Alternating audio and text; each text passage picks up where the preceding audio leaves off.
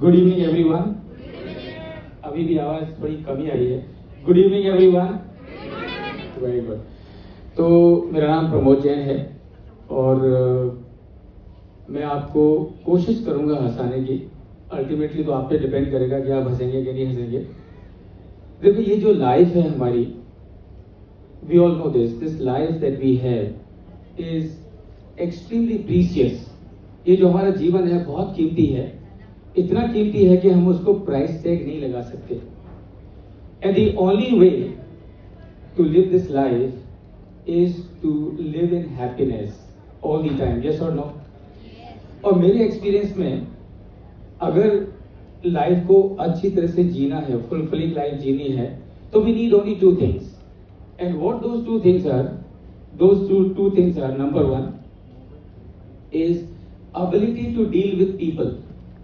तो अगर जीवन में खुश रहना है और आगे जाना है तो पहली चीज है ability to deal with people, and second is ability to laugh। ability to laugh। Now remember, the life goes on, and if we realize it later कि अरे लाइफ को ऐसे जीना चाहिए था, तो there is no undo command in life। Are you with me? ये जो undo command है ना, ये अंडू कमांड खाली कंप्यूटर में है।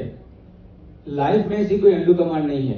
क्या मतलब है कहने का मतलब ये है कि अगर कंप्यूटर में अगर आप कोई गलती करें तो आप अंडू बटन दबा सकते हैं और you are back to the square one. लेकिन लाइफ में ऐसा कोई बटन नहीं है कि कोई गलती हो जाए लाइफ में कि कोई बटन है आप दबा दो and you are back to square one. ऐसा लाइफ में कभी होता नहीं है। एक छोटा सा किस्सा बताता हूँ। कुछ समय पहले मेरा एक दुबई में प्रोग्राम था, तो जिन लोगों ने वो प्रोग्राम ऑर्गेनाइज किया था उन्होंने बोला सर आप हमारे घर पे रहिए, तो मैं उनके घर पे ठहरा। अगले दिन हम लोग प्रोग्राम को देने के लिए जाने लगे, तो जैसे ही मैंने मेरा पैर घर के बाहर रखा तो उनका एक 8 साल का बच्चा था, वो गणपति बप्पा के सामने हाथ जोड़ के प्रार्थना कर रहा है, हे भगवान दुबई को हिंदुस्तान की राजधानी बना दो, हे भगवान दुबई को हिंदुस्तान की राजधानी बना दो, हे भगवान दुबई को हिंदुस्तान की राजधानी बना दो। तो जब ये बच्चे के शब्द मेरे कान में पड़े तो मैं अपने आप को रोक नहीं पाया। उसका देश का प्रेम देख के I could not stop my self. तो मैं उसके पास में गया, मैंने कहा बेटा ये क्या बोल रहे हो, दुबई को हिंदुस्तान की राजधानी बना दो, क्या बाद में पॉलिटिक्स में आने का प्लान है? तो बच्चा बोलता है अंकल नहीं, मेरा पॉलिटिक्स में आने का कोई प्लान नहीं है। तो मैंने कहा फिर क्यों बोल रहे हो? अगर दुबई हिंदुस्तान की राजधानी हो जाएगी तो तुमको क्या मिलेगा? तो बच्चा बोलता है अंकल जरूर मिलेगा। मैंने कहा क्या मिलेगा? बोलता है अंकल क्या है कि कल मेरा एग्जाम था, उसमें एक क्वेश्चन था कि हिंदुस्तान की राजधानी क्या है और मैं दुबई लेके आया हूं। So remember, laughter is absolutely necessary. लेकिन लोग हंसते ही नहीं हैं। आपको मालूम है एक 4 महीने का बच्चा दिन में 400 बार हंसता है। कितने बार हंसता है? 400 टाइम्स। और एक टीनेजर दिन में 100 बार हंसता है, और एक एडल्ट दिन में 50 बार हंसता है, और जिसकी नौकरी लग जाए वो दिन में 5 बार हंसता है, और जिसकी शादी हो गई वो तो हंसता ही नहीं है। अब शादी से मुझे याद आया, एक पत्नी अपने पति से बात कर रही है और उसको पूछती है अपने पति से, सुनिए अगर कल को मुझे कुछ हो गया तो आप क्या करोगे? तो पूछने का मतलब था कि दूसरी शादी करोगे नहीं करोगे? पति बोला देखो अगर तुम्हें कल कुछ हो गया तो मैं पागल हो जाऊंगा। पत्नी खुश हो गई, अच्छा इसका मतलब दूसरी शादी नहीं करोगे? पति बोलता नहीं, पागल आदमी कुछ भी कर सकता है। अब एक आदमी था, उसका नाम था रसोची, वो मर रहा था। तो जब मर रहा था तो मरते मरते उसने अपनी बीवी को बुलाया और बोला कि देखो मेरे मरने के बाद तुम अपने पड़ोस के जो वर्मा जी हैं उनसे शादी कर लेना। तो उस पत्नी ने पूछा कि ऐसा क्यों कह रहे हो? पति बोलता है क्या है कि साले ने जिंदगी भर बहुत परेशान किया है, उससे बदला लेना चाहता हूं। और ऐसे ही एक पति अपनी पत्नी से परेशान होके अपनी सासू को जाके मिलता है और सासू को बोलता है सासू माँ आपकी लड़की क्या खतरनाक है, बहुत ही खतरनाक है, दिन भर चिल्लाती है, कुछ काम वाम करती नहीं है, कुछ उसको आता जाता नहीं है, बहुत बेकार है।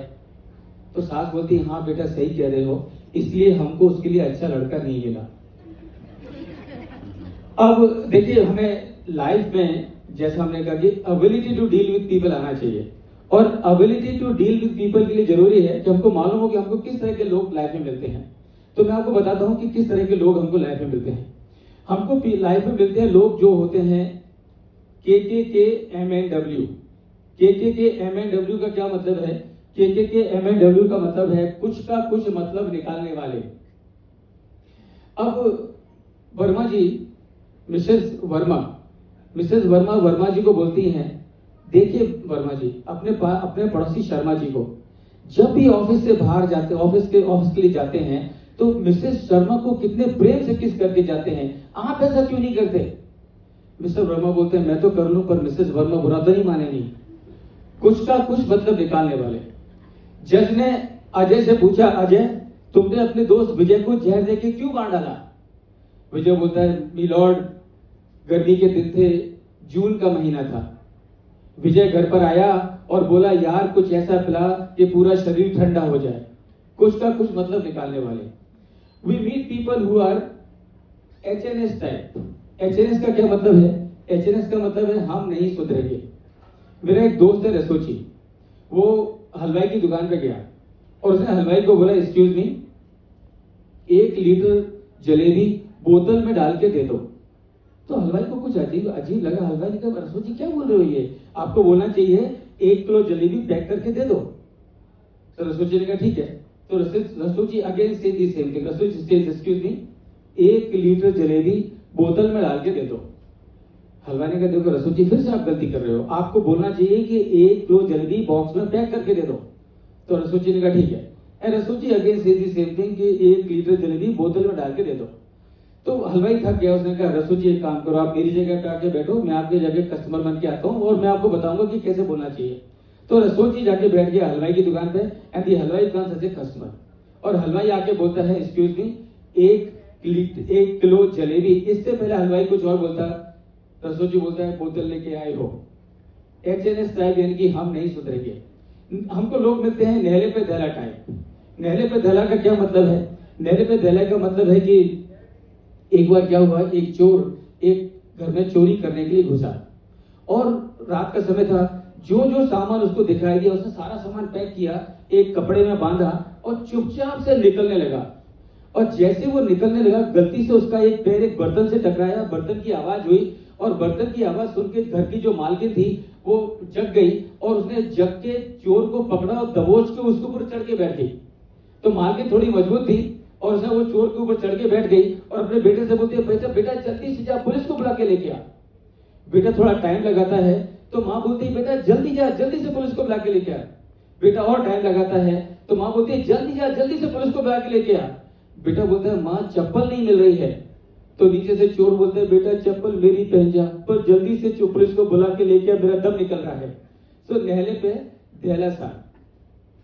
एंड रिमेंबर, ये जो लोग हैं हमको जीवन में वो मिलने ही वाले हैं। तो ऐसा नहीं है कि हम भगवान से प्रार्थना करें कि हे भगवान, टेढ़े मेढ़े लोग बाकी लोगों के जीवन में आए, मेरे जीवन में सारे लोग अच्छे आए। ऐसा कभी होने वाला नहीं है, होता नहीं है।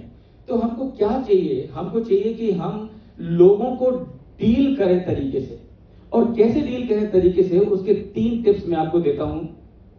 पहली टिप है, never ever ever ever ever speak a harsh word to anyone. जीवन में कभी भी किसी को कड़वा मत बोलो, वो फिर आपकी बीवी हो, आपका पति हो, आपका बेटा हो, पिताजी हो, कोई भी मित्र हो, मैत्रिणी हो, कोई भी हो। Never ever utter a harsh word to anyone, come what may. Fundamental principle. क्यों? आपको मालूम है, what was the root cause of Ramayana? What was the root cause of Mahabharata? The root cause of Ramayana was the harsh words uttered by Sita ji to Lakshman कि लक्ष्मण तुम्हारी नियत में खोट है। What was the root cause of Mahabharata?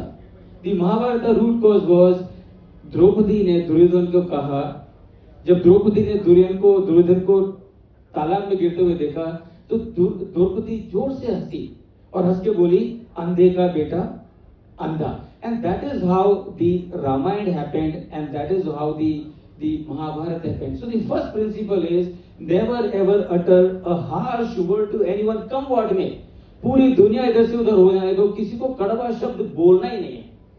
Number 2, लोग बोलते हैं कि be a good listener, be a good listener, be a good listener. और मैं आपको बोलता हूं कि be a good non listener. for maintaining good relations with everyone and anyone, just be a very good non-listener. मतलब क्या है?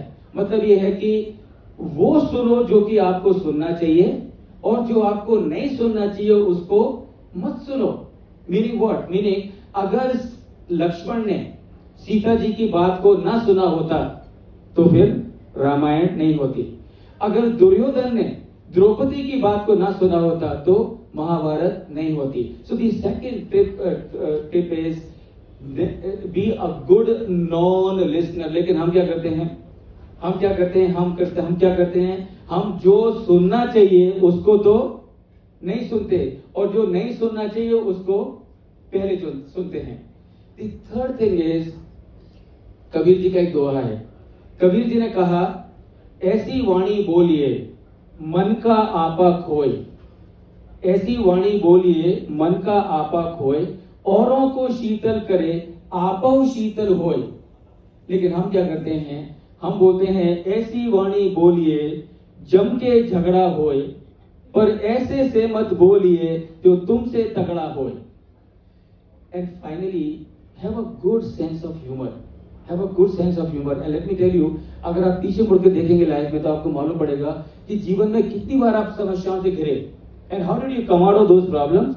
You came out of those problems because you used your sense of humor, good sense of humor.